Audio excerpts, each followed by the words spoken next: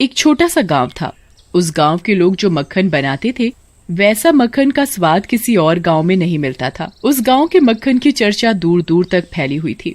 उस गांव के लोगों को मक्खन इतना स्वाद लगता था कि वो बिना मक्खन के खाना खाते ही नहीं थे। उसी गांव में एक सोनिया नाम की औरत रहती थी। एक दिन सोनिया ने रात को मक्खन निकालकर उसे एक बर्तन में भरकर रसोई में रख देती है और सोने चली जाती है। उसके जाते ही चुड़ैल वहां आती है और सारा का सारा मक्खन लेकर चली जाती है।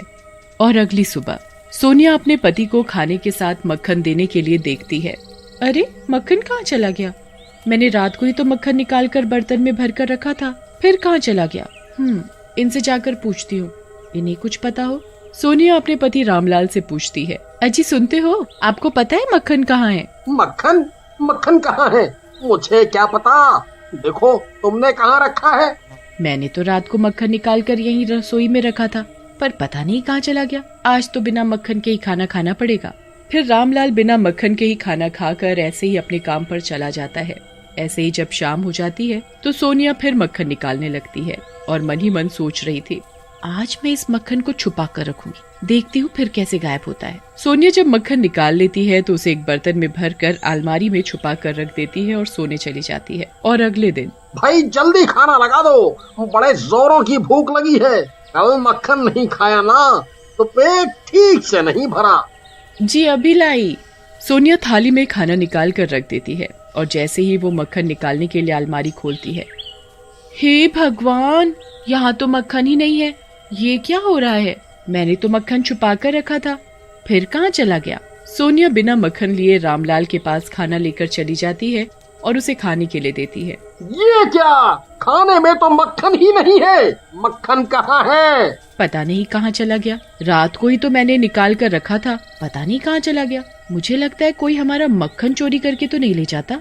बिना मक्खन के तो खाना स्वाद ही नहीं लगता। आज फिर बिना मक्खन के खाना पड़ेगा। रामलाल आज फिर बिना मक्खन के ही खाना खाकर चला जाता है। ऐसे ही गांव की एक औरत पूनम रात को मक्खन निकालकर रसोई में रख देती और सोने चली जाती है। उसके जाते ही चुड़ैल वहां आती है और सारा मक्खन चुरा कर एक गुफा के अंदर चली जाती है और उसका पुतला बनाने लगती है। अब मैं इस मक्खन से पुतला बनाऊंगी। चुड़ैल जब मक्खन से पुतला बना लेती है तो उसे देखकर जोरों से हंसने लगती है। बस इस पूर्णमासी की रात को इन पुतलों में जान डाल दूंगी और ये सभी पुतले भूत बन जाएंगे और फिर मैं इस पूरे गांव पर राज करूंगी। इसी तरह चुड़ैल रोज रात को उस गांव में आती। जब सब लोग सोए हुए होते तो वो चुपके से मक्खन चुरा कर अपनी गुफा में चली जाती और उस मक्खन से पुतला तैयार करती। पूनम अगले दिन अपने पति जग्गू को खाने में देने के लिए मक्खन देखती है। हाय राम, यहाँ तो मक्खन ही नहीं है। लगता है रिंकू से रुका नहीं गया, वो सारा का सारा मक्खन अकेले ही खा गया। ये रिंकू भी ना। और फिर पूनम अपने पति जग्गू के पास बिना मक्खन के ही खाना लेकर जाती है। ये क्या? खाने में मक्खन नहीं है? वो लगता है रिंकू खा गया होगा। मैं अभी सोनिया भाभी से मक्खन मांग कर लाती हूँ। पूनम सोनिया के घर मक्खन मांगने जाती है। सोनिया भाभी, थोड़ा मक्खन मिल सकता है? वो क्या है ना, आज लगता है कि रिंकू सारा मक्खन खा गया है। अब आपको तो पता है कि ये बिना मक्खन के खाना ही नहीं खाते। सोनिया हिचकिचाते हुए, अब तुम्हें क्या बताऊं, मेरे यहाँ भी मक्खन नहीं है। पता नहीं कौन मेरा मक्खन चुरा कर ले जाता है। मैं रोज रात को मक्खन निकाल कर रखती हूँ और जब सुबह देखती हूँ तो मक्खन ही नहीं होता। ऐसा कैसे हो सकता है? भला मक्खन भी कोई कैसे चुरा सकता है? कोई जानवर आकर खा गया होगा। पहले मुझे भी ऐसा ही लगा था, पर अगले दिन मैंने मक्खन छुपा कर रखा था, फिर भी कोई चुरा कर ले गया। ये भी 2 दिन से बिना मक्खन के ही खाना खाकर जा रहे हैं। कोई बात नहीं सोनिया भाभी। फिर पूनम अपने घर चली जाती है और अपने पति को बताती है, आज बिना मक्खन के ही खाना खा लो। सोनिया भाभी के यहाँ भी मक्खन नहीं है। वो कह रही थी कि कोई उनका मक्खन चुरा कर ले जाता है। भला मक्खन भी कोई कैसे चुरा सकता है? इस गांव में मक्खन की किसी को कमी है क्या जो मक्खन चुरा रहा है? जग्गू मक्खन चुराने वाली बात का विश्वास नहीं करता और बिना मक्खन खाए ऐसे ही खेत पर काम करने चला जाता है और वहां जाकर उसे पता चलता है कि वो भी बिना मक्खन के खाना खा रहे हैं। उनके घर का भी मक्खन चोरी हो रहा है। दसुरा ऐसा कौन सा चोर है जो मक्खन चोरी कर रहा है? ऐसे ही गांव की एक और औरत रात को मक्खन निकाल कर एक ऊंची सी जगह पर रख देती है, जिससे कि किसी का भी हाथ उस तक ना पहुंच पाए, और फिर वो सोने चली जाती है। उसके जाते ही चुड़ैल आती है और मक्खन चुरा कर ले जाती है। और जब वो सुबह सोकर उठती है तो देखती है, हाय राम, मेरा मक्खन कहाँ गया? मेरा मक्खन भी कोई चुरा कर ले गया। अब मैं मुन्ने को रोटी किससे खिलाऊंगी? धीरे धीरे गांव के सभी घरों से मक्खन चोरी की खबर सब जगह फैल चुकी थी। सभी लोग आपस में बातें करते हैं। यार, समझ में नहीं आ रहा कि कौन हमारे घरों का मक्खन चुरा रहा है। कैसे पता चलेगा कि कौन चोर है? हाँ, एक काम हो सकता है, हम सब मिलकर रात को पहरा देंगे, फिर देखते हैं कौन मक्खन चुराने आता है। हाँ? तभी रामलाल और जग्गू भी कहते हैं कि ये सही रहेगा। फिर जैसे ही रात होती है, सभी लोग एक जगह इकट्ठा हो जाते हैं और छिपकर पहरा देने लगते हैं। और जैसे ही रात होती है, तभी वहाँ चुड़ैल आती है और मक्खन को चुराने लगती है। उसे देखकर सभी लोग डर जाते हैं। अरे, ये तो चुड़ैल है। अच्छा, तो ये हमारा मक्खन चोरी कर रही थी, और हम इसे पकड़ेंगे कैसे? ये तो हमें ही मार डालेगी। हाँ? पर हम कब तक ऐसे हाथ में हाथ धर कर बैठे रहेंगे? हमें कुछ ना कुछ तो करना पड़ेगा।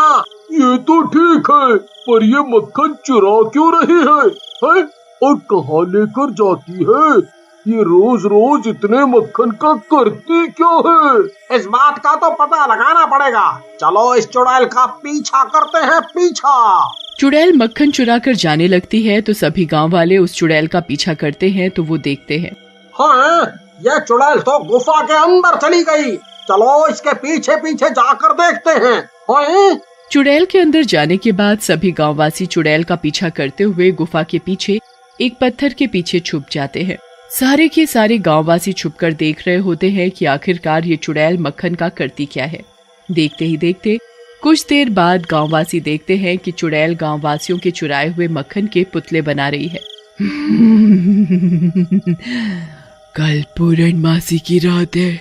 रात में जब आसमान में पूरा चांद निकला हुआ होगा, तभी मैं अपनी शक्तियों से इन पुतलों में जान डाल दूंगी और फिर इन सब भूतों से अपने इशारे पर काम करवाऊंगी। देखते ही देखते मेरी शक्तियां भी ताकतवर हो जाएंगी और फिर मुझे इन गांव पर कब्जा करने से कोई नहीं रोक सकता।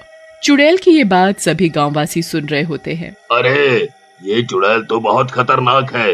ये तो हमारा मक्खन भी चुरा कर ले गई और ऊपर से इसने हमारे ही गांव पर अपनी शक्तियों से सब लोगों को वश में करने का सोच रखा है। अरे भाई, हमें तो बहुत डर लग रहा है। ऐसे ही चलता रहा तो हमारी मौत को कोई नहीं टाल सकता। बस समझो कुछ ही दिन रह गए हैं हमारी इस खुशहाल जिंदगी के। हाँ? अरे, तुम सब चिंता मत करो, ऐसे ही सब गांव वासियों की जान खतरे में नहीं आने दूंगा। भाई, पर हम करेंगे भी तो करेंगे क्या? मेरी तो सब कुछ समझ से बाहर जाता जा रहा है। अरे, मेरी बीवी सोनिया के मायके में एक बहुत बड़ा तांत्रिक है, वो ही अब हमारी मदद कर सकता है। हाँ, ठीक है भाई, हम सब समय खराब ना करते हुए तांत्रिक के पास चलते हैं।